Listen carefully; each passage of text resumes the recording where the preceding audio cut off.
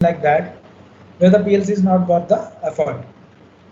And typically for the regulated industry like pharma, DDC cannot be used at all because regulation, applying regulation and getting the required, you can say the customizations on the DDC controller is not that not possible easily. So the major advantage which PLC have is that they can allow you to do whatever you want to do with them with the help of programming. So when we are looking for an HVAC controller, this is what is expected from an HVAC controller, that it should be able to be identify between the situation like whether the premises is occupied or unoccupied based on the schedule time or the some sensor based control of the presence sensor. It should be able to do some temperature control.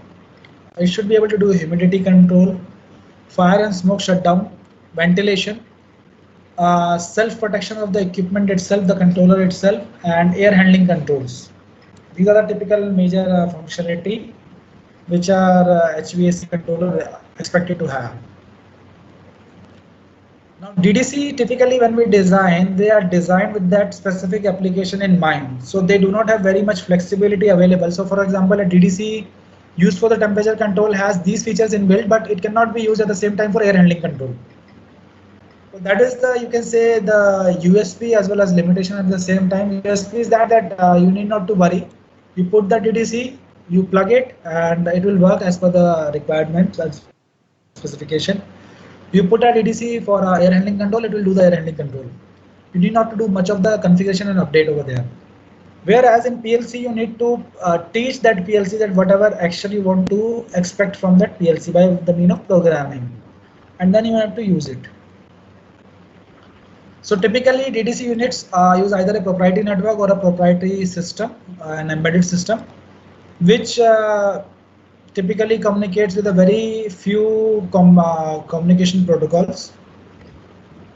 Maintenance, I would say, though it is written that the failure is very uncommon, but controller replacement, I would say, for the automation people, they require much more technical knowledge of the control system, because automation people are much more familiar with the PLC system rather than the DDC or BMS system. But for a normal technician point of view, the replacement, I do not disagree with this statement over here. The replacement of a DDC controller is much more easier, I would say.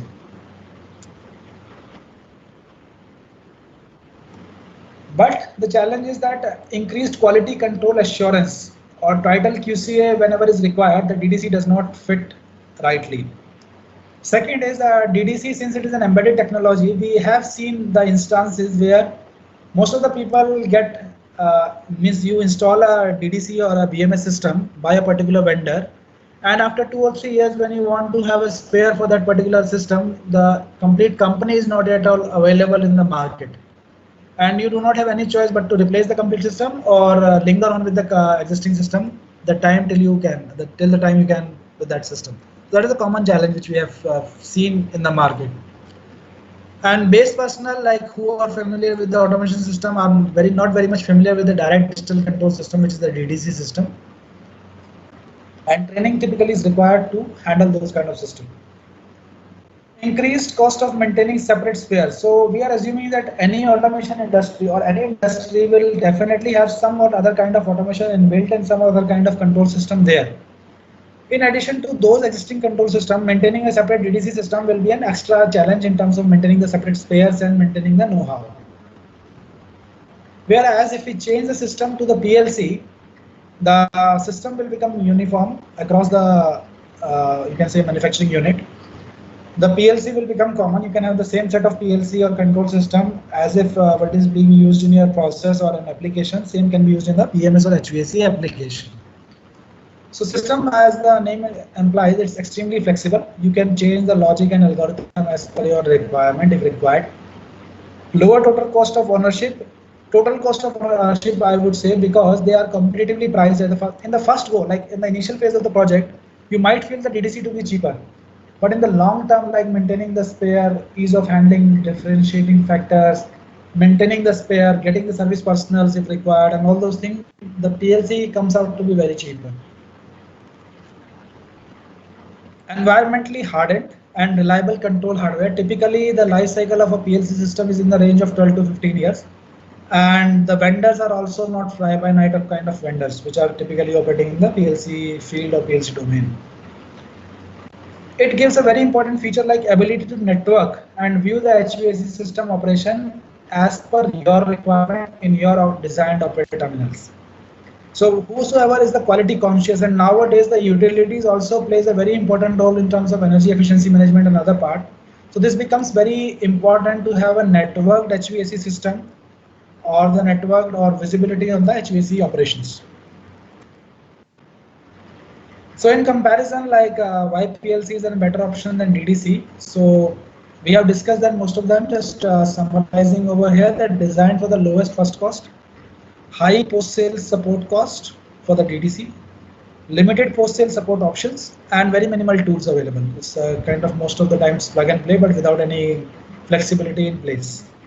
Designed for the lowest life cycle cost, low post-sale support cost, and multiple post-sale support options. Since it is a PLC, so a lot of manpower is available who can handle that.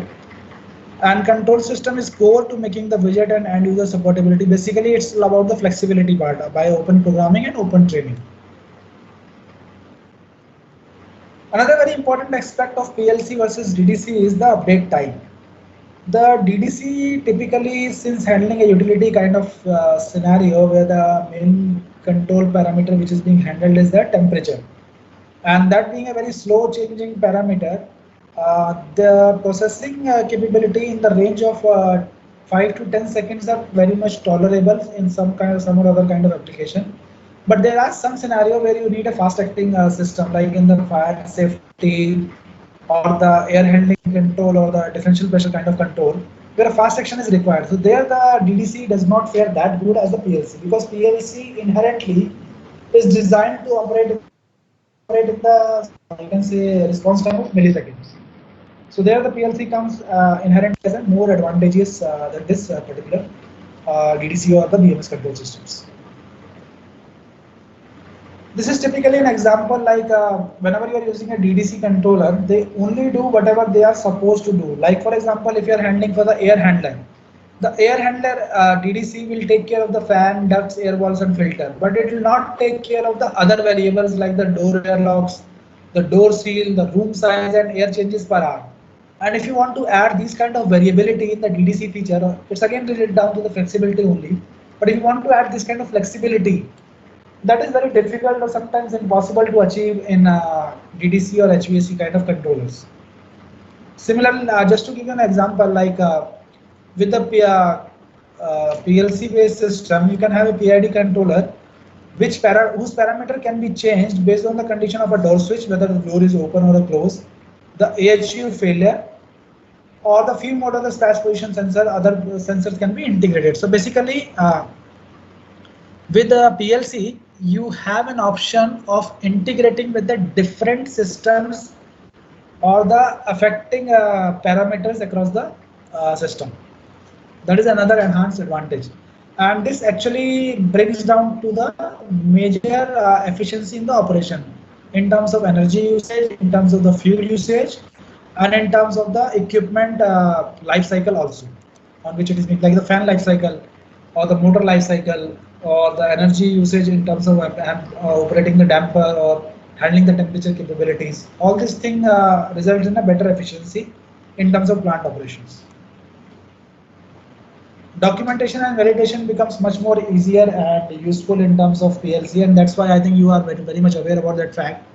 That when we are quoting for a pharma kind of project, you always go ahead with PLC rather than a HVAC or a DDC type of control systems. So that is all which I have planned to cover for today's DDC versus PLC comparison. Let me see if there are any questions on the chat window.